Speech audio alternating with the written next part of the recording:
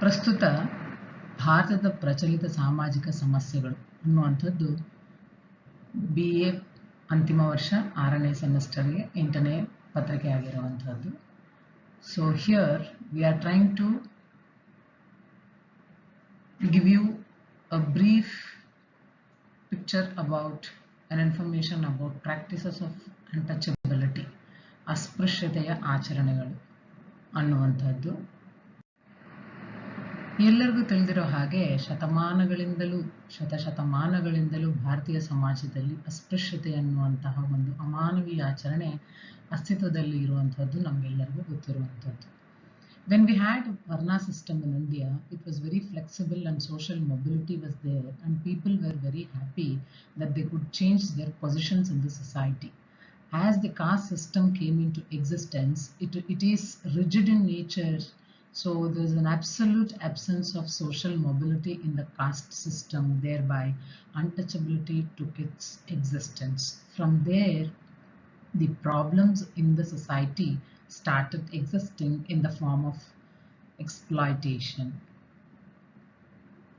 ಆರ್ಥಿಕವಾಗಿ, ಸಾಮಾಜಿಕವಾಗಿ, ಸಾಂಸ್ಕೃತಿಕವಾಗಿ, ಧಾರ್ಮಿಕವಾಗಿ, ರಾಜಕೀಯವಾಗಿ ದೌರ್ಜನ್ಯ, ದಬ್ಬಾಳಿಕೆಗೆ ಒಳಪಡುತ್ತಾ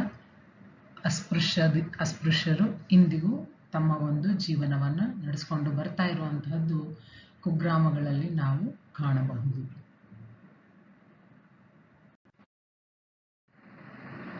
ಹೂ ಇಸ್ ಅನ್ಟಚಬಲ್? ಅಸ್ಪೃಶ್ಯರು ಎಂದರೆ ಯಾರು? ಇದು ನಮ್ಮ ಒಂದು ಮುಖ್ಯ ಪ್ರಶ್ನೆಯಾಗಿ ಕಾಡುವಂಥದ್ದು.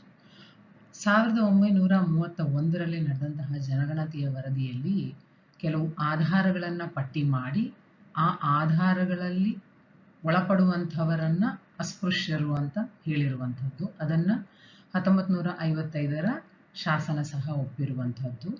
1931 census report has identified a few disabilities to label any particular individual as untouchable or a community as untouchable community. Untouchability Offences Act of 1955 also has approved all these things. They are, I think we can see, inability to be served by barbers, tailors, hoteliers who serve the high caste in the society. ಮೇಲ್ಜಾತಿಯ ಹಿಂದೂಗಳಿಗೆ ಸೇವೆ ನೀಡುವಂತಹ ದರ್ಜಿ, ಕ್ಷೌರಿಕರು ಅಥವಾ hotel ನಡೆಸುವವರಿಂದ ಸೇವೆ ದೊರಕದಿದ್ದರೆ ಅವರನ್ನ ಅಸ್ಪೃಶ್ಯರು ಅಂತ ಕರೆಯಬಹುದು. ದೇವಾಲಯಗಳಿಗೆ ಯಾರಿಗೆ ಪ್ರವೇಶ ನೀಡಲಾಗುವುದಿಲ್ಲವೋ ಅವರನ್ನು ಸಹ ನಾವು ಅಸ್ಪೃಶ್ಯರು ಅಂತ ಕರೆಯುವಂತಹದ್ದು. Inability to enter the temples, they are also considered to be untouchables. Inability to use public conveniences such as wells, schools, etc. they are also coming under untouchable community. ಸಾರ್ವಜನಿಕ ಪ್ರದೇಶಗಳಾದಂತಹ ಶಾಲೆ, ದೇವಸ್ಥಾನಗಳು ಇಂತಹ ಯಾವುದೇ ಪ್ರದೇಶಗಳಿಗೆ ಹೋಗಲಾಗದಿರುವಂತಹವರು ಅಥವಾ ನಿಷೇಧವನ್ನ ಹೇರಿಸಿಕೊಂಡಿರುವಂತಹವರನ್ನು ಸಹ ನಾವು ಅಸ್ಪೃಶ್ಯರು ಅಂತ ಕರೆಯಬಹುದು. Inability to disassociate oneself from a despised occupation. ಕೆಳಮಟ್ಟದ ಉದ್ಯೋಗಗಳಿಂದ ತಮ್ಮನ್ನು ತಾವು ಬೇರ್ಪಡಿಸಿಕೊಳ್ಳಲಾಗದಿರುವಂತಹ ಪರಿಸ್ಥಿತಿಯಲ್ಲಿರುವಂತಹವರನ್ನ ನಾವು ಅಸ್ಪೃಶ್ಯರು ಅಂತ ಕರಿಬಹುದು ಅಂತ ಹೇಳ್ಬಿಟ್ಟು ಈ ಶಾಸನವು ಒಪ್ಪಿಕೊಂಡಿರುವಂತಹದ್ದು. ದ್ವಿಜರು ಅಥವಾ ಬ್ರಾಹ್ಮಣರ ಸೇವೆಯನ್ನ ಯಾರು ಪಡೆಯಲಿಕ್ಕೆ ಸಾಧ್ಯವಿಲ್ಲವೋ ಅವರನ್ನು ಸಹ ನಾವು ಅಸ್ಪೃಶ್ಯರು ಅಂತ ಕರಿಬಹುದು ಅಂತ ಹೇಳ್ಬಿಟ್ಟು ಈ ಶಾಸನ ಒಪ್ಪಿಗೆಯನ್ನು ನೀಡಿರುವಂಥದ್ದು. People who cannot or who will not be able to get service from Brahmins or Dvijas, the twice borns, they are also considered to be the untouchable community. Then how do we define untouchable caste? ಅಸ್ಪೃಶ್ಯ ಜಾತಿ ಅನ್ನುವಂಥದ್ದನ್ನು ನಾವು ಯಾವ ರೀತಿಯಲ್ಲಿ ವ್ಯಾಖ್ಯಾನ ಮಾಡಬಹುದು? ವ್ಯಾಖ್ಯಾನ ಮಾಡುವಂತಹದ್ದು ಸ್ವಲ್ಪ ಕಷ್ಟನೇ, ಆದ್ರೂ ಸಹ ಕೆಲವೊಂದು ವ್ಯಾಖ್ಯಾನಗಳನ್ನು ನಾವು ನೋಡ್ತಾ ಹೋದ್ರೆ 1931ರ ಒಂದು ಜನಗಣತಿ ವರದಿಯ ಪ್ರಕಾರ ಅಸ್ಪೃಶ್ಯ ಜಾತಿ ಅನ್ನೋದಕ್ಕೆ ಅವರು ನೀಡುವಂತಹ ವ್ಯಾಖ್ಯಾನ ಏನು ಅಂತ ಹೇಳಿದ್ರೆ, ಉನ್ನತ ಜಾತಿಗಳ ವಿಷಯದಲ್ಲಿ ಯಾರಿಗೆ ಸಂಪರ್ಕ, ಶುದ್ಧೀಕರಣ, ಸಂಸ್ಕಾರಗಳು ಅನಿವಾರ್ಯವಾಗಿರುತ್ತದೆಯೋ ಆ ಜಾತಿಗಳನ್ನ ನಿಮ್ನ ಜಾತಿಗಳು ಅಥವಾ ಅಸ್ಪೃಶ್ಯ ಜಾತಿ ಅಂತ ಕರಿಬಹುದು ಅಂತ ಹೇಳ್ತಾ ಹೋಗ್ತಾರೆ. ಅಂದ್ರೆ ಯಾರು ಉನ್ನತ ಜಾತಿಗಳಲ್ಲಿ ಇರ್ತಾರೋ ಅವರ ಜೊತೆಗೆ ಮತ್ತೊಬ್ಬರು ಸ್ಪರ್ಶಕ್ಕೆ ಅಥವಾ ಸಂಪರ್ಕಕ್ಕೆ ಬರುವಂತಹ ಸಂದರ್ಭದಲ್ಲಿ ಅನೇಕ ನಿಯಮಗಳನ್ನ ಪಾಲಿಸಬೇಕಾಗಿರುವಂತಹದ್ದು. ಇದೇ ರೀತಿಯಾಗಿ ಡಾಕ್ಟರ್ D.N. ಮಜುಮ್ದಾರ್ ರವರ ಪ್ರಕಾರ ಮೇಲ್ಜಾತಿಯವರಿಂದ ಪಾರಂಪರಿಕವಾಗಿ ನಿಗದಿಪಟ್ಟ ಜಾತಿಗಳು ಸಾಮಾಜಿಕವಾಗಿ ಮತ್ತು ರಾಜಕೀಯವಾಗಿ ಅನರ್ಹತೆಗಳಿಂದ ಬಳಲುತ್ತಿರುವ ಜನಸಮೂಹವನ್ನೇ ಅಸ್ಪೃಶ್ಯರು ಅಂತ ಅವರು ಕರೆದಿರುವಂಥದ್ದು. ಸೊ ಈಗಾಗಲೇ ಹೇಳಿದ ಹಾಗೆ ಶತಶತಮಾನಗಳಿಂದ ಇವರು ಅನೇಕ ರೀತಿಯ ಅನರ್ಹತೆಗಳಿಂದ ಬಳಲುತ್ತಿದ್ದಾರೆ, ಅಂಥವರನ್ನ ಅಸ್ಪೃಶ್ಯರು ಅಂತ ಹೇಳಿ ಮಜುಂದಾರ್ ಅವರು ಹೇಳ್ತಾ ಬರ್ತಾರೆ. Mazumdar defines untouchable caste as the people, those who suffer from various social and political disabilities, many of which are traditionally prescribed and socially enforced by higher castes. So the higher caste people have prescribed traditionally in the society as to how this has to go about, and in that way people belonging to the untouchable community or they are suffering. 1931 census report says untouchable castes are those depressed or exterior castes, contact with whom entails purification on the part of high caste Hindus.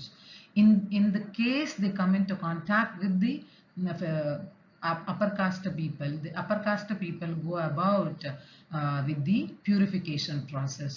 That community is considered to be untouchable caste according to 1931 census.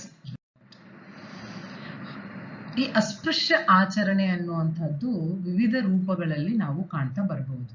We can see the untouchability practice in various different forms. Commonly the things that we do see are the co-line eating is prohibited. Co-line eating is nothing but like when we sit next to each other and then we do eat the food, and then that has been prohibited in the common places. The intercaste marriages are prohibited for particularly these communities. Usage of separate utensils and places to serve in rural hotels. Rural hotels, they do maintain these separate utensils like glasses and various other things to serve for the untouchable community people. They have been denied to enter into the temples in rural areas. They are prohibited from using slippers and umbrella in front of the dominant caste people. Most of the times they don't have cremation ground, and if at all they have, it is going to be a very separate cremation ground. And in the public places like schools, tanks and wells, they are not allowed. Their entry is prohibited, they are denied. Separate seating arrangements have been made in schools. Rigidity is followed in the traditional occupations, that they are not allowed to go to any other occupations other than the caste that they belong to. They are not allowed to attend any ceremonies belonging to the dominant caste people. Of course, there's an endless exploitation by dominant caste people in the olden days. Over a period of time it has continued. In the modern day, after the introduction of Constitution of India, the enactment of Constitution of India, few places it has been improved, but still in the rural areas and in interior places the practice of untouchability is still in continuation. ಅಸ್ಪೃಶ್ಯತೆಯ ಆಚರಣೆಯ ವಿವಿಧ ರೂಪಗಳನ್ನು ನಾವು ಬೇರೆ ಬೇರೆ ರೀತಿಯಲ್ಲಿ ನೋಡ್ತಾ ಬರಬಹುದು. ಒಂದು ಸಹಪಂಕ್ತಿ ಭೋಜನದ ನಿಷೇಧ ಮಾಡಿರುವಂಥದ್ದು. ಈ ಸಹಪಂಕ್ತಿ ಭೋಜನ ನಿಷೇಧ ಮಾಡಿರೋದರಿಂದ ಇದರಲ್ಲಿ ಏನು ಆಗುತ್ತೆ ಅಂತ ಹೇಳಿದ್ರೆ, ನಾವು ಪಕ್ಕದಲ್ಲಿ ಕುಳಿತುಕೊಂಡು ಊಟ ಮಾಡುವಂತಹ ಸಂದರ್ಭದಲ್ಲಿ ಈ ಒಂದು ಅಸ್ಪೃಶ್ಯ ಜಾತಿಯ ಒಂದು ನೆರಳು ಅಥವಾ ಅವರ ಒಂದು ಗಾಳಿ ನಮಗೆ ಸೋಕಿದಾಗ ನಾವು ಇಂಪ್ಯೂರ್ ಅಥವಾ ನಾವು ಇಂಪ್ಯೂರ್ ಆಗ್ತೀವಿ ಅನ್ನುವಂತಹ ಒಂದು ಭಾವನೆಯಿಂದ ಸಹಪಂಕ್ತಿ ಭೋಜನವನ್ನ ನಿಷೇಧ ಮಾಡಿರುವಂತಹದನ್ನ ನಾವು ಕಾಣುವಂಥದ್ದು. ಇತರೆ ಜಾತಿಗಳೊಡನೆ ವಿವಾಹ ಮಾಡುವಂತಹದನ್ನ ನಿಷೇಧವಾಗಿರುವಂತಹದ್ದು. ಗ್ರಾಮ ಪ್ರದೇಶಗಳಲ್ಲಿ ನಾವು ಕಾಣಬಹುದು, ಕೆಲವೊಂದು ಹೋಟೆಲ್ಗಳಲ್ಲಿ, ಟೀ ಅಂಗಡಿಗಳಲ್ಲಿ ಅಥವಾ ಊಟ ಮಾಡುವಂತಹ ಪ್ರದೇಶಗಳಲ್ಲಿ ಅವರು ಇವರಿಗಾಗಿ ಪ್ರತ್ಯೇಕ ಲೋಟಗಳ ತಟ್ಟೆಗಳನ್ನ ವ್ಯವಸ್ಥೆ ಮಾಡಿರ್ತಾರೆ. ಇವರಿಗೆ ಕುಳಿತುಕೊಳ್ಳೋದಕ್ಕೆ ಸಹ ಪ್ರತ್ಯೇಕ ಜಾಗವನ್ನ ನಿರ್ಧಾರ ಮಾಡಿರುವಂಥದ್ದು. ಪ್ರಬಲ ಕೋಮಿನವರ ಅಥವಾ ಪ್ರಬಲ ಜಾತಿಯವರ ಮುಂದೆ ಚಪ್ಪಲಿ ಹಾಕೊಂಡು ಓಡಾಡುವಂಥದ್ದಾಗ್ಲಿ ಅಥವಾ ಛತ್ರಿ ಹಿಡ್ಕೊಂಡು ಹೋಗುವಂಥದ್ದಾಗ್ಲಿ ನಿಷೇಧ ಮಾಡಿರುವಂಥದ್ದು. ಅಸ್ಪೃಶ್ಯರಿಗೆ ಅನೇಕ ಸಂದರ್ಭಗಳಲ್ಲಿ ಮಸಣ ಅನ್ನುವಂಥದ್ದು ಇರೋದಿಲ್ಲ ಅಥವಾ ಸ್ಮಶಾನ ಅನ್ನುವಂಥದ್ದು ಇರೋದಿಲ್ಲ. ಇರುವಂತಹ ಜಾಗಗಳಲ್ಲಿ ಅದು ಪ್ರತ್ಯೇಕವಾಗಿರುವಂತಹದ್ದು. ಅನೇಕ ಸಂದರ್ಭಗಳಲ್ಲಿ ಆ ಸ್ಮಶಾನ ಅನ್ನುವಂಥದ್ದು ಇಲ್ಲದಲೇ ಇರುವಂತಹದ್ದನ್ನ ನಾವು ನೋಡ್ತಾ ಬರಬಹುದು. ಮುಂದೆ ಒಂದು ಸ್ಲೈಡ್ ನಲ್ಲಿ ನಿಮ್ಗೆ ಅದನ್ನ ಒಂದು ಎಕ್ಸ್ಪ್ಲನೇಷನ್ ಅನ್ನು ನಾನು ಕೊಡ್ತೇನೆ. ಸಾರ್ವಜನಿಕ ಸ್ಥಳಗಳಾದಂತಹ ಬಾವಿ, ಕೆರೆ, ಕೊಳ್ಳ, ಕುಂಟೆ ಈ ತರಹದ ಪ್ರದೇಶಗಳ ಬಳಕೆಯ ಒಂದು ನಿಷೇಧವನ್ನ ಅವರಿಗಾಗಿ ಮಾಡಿರುವಂತಹದ್ದು. ಶಾಲೆಗಳಲ್ಲಿ ಈ ಒಂದು ಅಸ್ಪೃಶ್ಯತೆಯ ಆಚರಣೆಯನ್ನ ನಾವು ನೋಡೋದೇ ಆದ್ರೆ ಅವರನ್ನ ಪ್ರತ್ಯೇಕವಾಗಿ ಕೂರಿಸುವಂತಹ ಒಂದು ವ್ಯವಸ್ಥೆಯನ್ನ ಮಾಡುವಂತಹದ್ದನ್ನ ನಾವು ನೋಡುವಂಥದ್ದು. ಬಹುಶಃ ನಮ್ಮ ಜನರೇಷನ್ ಅಲ್ಲಿ ನಾವು ಇದನ್ನ ಕಂಡಿಲ್ದಲೇ ಇರಬಹುದು, ನಾವು ಎಕ್ಸ್ಪೀರಿಯನ್ಸ್ ಮಾಡಿಲ್ದಲೇ ಇರಬಹುದು. ಬಟ್ ಆದ್ರೆ ನಮ್ಮ ಹಿಂದಿನ ಜನಾಂಗಕ್ಕೆ ನಮ್ಮ ಹಿಂದಿನ ಜನರೇಷನ್ ಅಲ್ಲಿ ಇದ್ದಂತಹ ಪೀಳಿಗೆಯಲ್ಲಿ ಇದ್ದಂತಹವರು ಖಂಡಿತವಾಗ್ಲೂ ಕೆಲವರು ಇದನ್ನ ಅನುಭವಿಸಿರ್ತಾರೆ ಅನ್ನುವಂಥದ್ದು ಮತ್ತು ನಾವು ಸಹ ಇದನ್ನ ಕೇಳಿರುವಂಥದ್ದು. ಅವರು ಸಾಂಪ್ರದಾಯಿಕ ವೃತ್ತಿಗಳನ್ನೇ ಅನುಸರಿಸಬೇಕು ಅನ್ನುವಂತಹ ಒಂದು ಕಟ್ಟಾಜ್ಞೆ ಇರುವಂತಹದ್ದನ್ನ ಸಹ ನಾವು ನೋಡ್ತಾ ಬರ್ತೇವೆ. ಸ್ಪೃಶ್ಯ ಜಾತಿಗಳ ಒಂದು ಮದುವೆ ಅಥವಾ ಇತರೆ ಸಮಾರಂಭಗಳು ಏನ್ ನಡೆಯುತ್ತೆ, ಇಂತಹದಕ್ಕೆಲ್ಲ ಅವರಿಗೆ ಅಟೆಂಡ್ ಮಾಡ್ಲಿಕ್ಕೆ ಅಥವಾ ಅಲ್ಲಿ ಹೋಗ್ಲಿಕ್ಕೆ ಅವರಿಗೆ ಅವಕಾಶ ಇಲ್ಲದಲೇ ಇರುವಂತದ್ದನ್ನು ಸಹ ನಾವು ನೋಡ್ತಾ ಬರುವಂತಹದ್ದು. ಪ್ರಬಲ ಕೋಮಿನವರಿಂದ ನಿರಂತರವಾಗಿ ದೌರ್ಜನ್ಯ ನಡ್ಕೊಂಡು ಬಂದಿರುವಂತಹದ್ದನ್ನ ನಾವು ಪುಸ್ತಕಗಳಲ್ಲಿ ಓದ್ಕೊಂಡು ಬಂದಿದ್ದೇವೆ, ಅನೇಕ ಸಂದರ್ಭಗಳಲ್ಲಿ ನೋಡಿದ್ದೇವೆ. ಇಂದಿಗೂ ಸಹ ಉತ್ತರ ಭಾರತದಲ್ಲಿ ಅನೇಕ ಪ್ರದೇಶಗಳಲ್ಲಿ, ಕುಗ್ರಾಮಗಳಲ್ಲಿ ಅಥವಾ ಕೆಲವು ಕಡೆ ಎಲ್ಲಿ ರಾಜಕೀಯ ವ್ಯಕ್ತಿಗಳು ಪ್ರಬಲರಾಗಿರ್ತಾರೋ ಅಲ್ಲಿ ಈ ಅಸ್ಪೃಶ್ಯತೆಯ ಆಚರಣೆಯಲ್ಲಿ ನಾವು ಈ ದೌರ್ಜನ್ಯವನ್ನ ಕಾಣ್ತಾ ಬರಬಹುದು. ಈ ಅಸ್ಪೃಶ್ಯತೆಯನ್ನ ಆಚರಣೆ ಮಾಡೋದ್ರಿಂದ ಉಂಟಾಗುವಂತಹ ದುಷ್ಪರಿಣಾಮಗಳು ಏನು? ಸಾಮಾಜಿಕ ಐಕ್ಯತೆ ಅನ್ನುವಂಥದ್ದು ಏನಿದೆ ಇದು ಹದಗೆಡುವಂತಹ ಒಂದು ಪರಿಸ್ಥಿತಿಗೆ ಹೋಗುವಂಥದ್ದು, ಸಾಮರಸ್ಯದಲ್ಲಿ ಬಿರುಕು ಉಂಟಾಗುವಂಥದ್ದು, ಐಕ್ಯತೆಯಲ್ಲಿ ಬಿರುಕು ಉಂಟಾಗುವಂಥದ್ದು ನಡೆಯುತ್ತೆ. ಅಸ್ಪೃಶ್ಯರು ಅನ್ನುವಂತಹ ಒಂದು ಅಣೆಪಟ್ಟಿಯನ್ನ ವ್ಯಕ್ತಿಗೆ ಅಥವಾ ಒಂದು ಕೋಮಿಗೆ ಕಟ್ಟಲಾಗತ್ತೆ. ಇದು ಬಹಳ ನೊಂದುಕೊಳ್ಳುವಂತಹ ಒಂದು ಪರಿಸ್ಥಿತಿ, ಅವರಿಗೆ ಮಾನಸಿಕವಾಗಿ ಕುಗ್ಗಿ ಹೋಗುವಂತಹ ಒಂದು ಪರಿಸ್ಥಿತಿ ಅವರಿಗೆ ಅಲ್ಲಿ ತಂದುಕೊಡುವಂತಹದ್ದನ್ನ ನಾವು ನೋಡ್ತಾ ಬರ್ತೇವೆ. ಈ ಎಲ್ಲದರಿಂದ ಅವರು ಸಾಮಾಜಿಕವಾಗಿ, ಆರ್ಥಿಕವಾಗಿ, ರಾಜಕೀಯವಾಗಿ ಹಿಂದುಳಿತಾ ಇರುವಂತಹದ್ದನ್ನ ಸಹ ನಾವು ಕಾಣ್ತಾ ಇದ್ದೇವೆ. ಈ ಸಾಮಾಜಿಕ ಅಂತರ ಅನ್ನುವಂಥದ್ದು ಏನಿದೆ ಅದು ಹೆಚ್ಚುತ್ತಾ ಹೋಗುವಂತಹದ್ದನ್ನ ನಾವು ನೋಡ್ತಾ ಬರ್ತೇವೆ ಮೇಲ್ಜಾತಿ ಮತ್ತು ಕೆಳಜಾತಿ ಅಥವಾ ನಿಮ್ನ ಜಾತಿಗಳ ನಡುವೆ. ಪ್ರಜಾಪ್ರಭುತ್ವದ ಪ್ರಜಾಸತ್ತೆಯ ಒಂದು ತತ್ವಗಳಾದಂತಹ ಸಮಾನತೆ, ಸ್ವಾತಂತ್ರ್ಯ, ಭ್ರಾತೃತ್ವ ಈ ಎಲ್ಲ ತತ್ವಗಳ ಒಂದು ಸೋಲು ಉಂಟಾಗುವಂತಹದ್ದು ಈ ಅಸ್ಪೃಶ್ಯತೆಯನ್ನ ಆಚರಣೆ ಮಾಡುವುದರ ಮೂಲಕ. ಇದು ಇದರ ಮುಖ್ಯ ದುಷ್ಪರಿಣಾಮ ಅಂತಾನೆ ನಾವು ಇಲ್ಲಿ ಹೇಳ್ತಾ ಬರಬಹುದು. ಸಾಕ್ಷರತೆಯ ಒಂದು ಕೊರತೆಯನ್ನ ನಾವು ಅಲ್ಲಿ ಕಾಣ್ತಾ ಇದ್ದೇವೆ. ಯಾಕೆಂದ್ರೆ ಅವರಿಗೆ ಶಾಲೆಯಲ್ಲಿ ಪ್ರತ್ಯೇಕವಾಗಿ ಕೂರಿಸಿದಾಗ ಖಂಡಿತವಾಗ್ಲೂ ಅವರು ಶಾಲೆಗೆ ಹೋಗ್ಲಿಕ್ಕೆ ಇಷ್ಟಪಡುವುದಿಲ್ಲ. ಹೆಚ್ಚು ಮತಾಂತರವಾಗುವಂತಹ ಒಂದು ಪ್ರಕ್ರಿಯೆ ನಡೀಬಹುದು ಅನ್ನುವಂತಹ ಒಂದು ಭಯ ಎಲ್ಲರಲ್ಲೂ ಕಾಡ್ತಾ ಬರುತ್ತೆ. ಯಾಕೆ ಅಂತ ಹೇಳಿದ್ರೆ ನಾವು ಈ ಬ್ರಿಟಿಷರು ಭಾರತಕ್ಕೆ ಬಂದಂತಹ ಸಂದರ್ಭದಲ್ಲಿ ನಾವು ನೋಡ್ತಾ ಬರ್ಬೋದು, ಯಾರೆಲ್ಲ ಕೆಳಮಟ್ಟದಲ್ಲಿ ಇದ್ದಂತಹ ಅಥವಾ ಕೆಳಜಾತಿಯಲ್ಲಿದ್ದಂತಹವರನ್ನ ಯಾರ ಮೇಲೆ ಹೆಚ್ಚು ಹೆಚ್ಚು ದೌರ್ಜನ್ಯಗಳಾಗ್ತಾ ಇತ್ತೋ ಅವರನ್ನೆಲ್ಲ ಮತಾಂತರ ಮಾಡುವಂತಹ ಒಂದು ಪ್ರಕ್ರಿಯೆ ಕೆಲವು ಸಂದರ್ಭಗಳಲ್ಲಿ ನಡೆದಂತಹದ್ದು ಕ್ರಿಶ್ಚಿಯನ್ ಧರ್ಮದಲ್ಲಿ.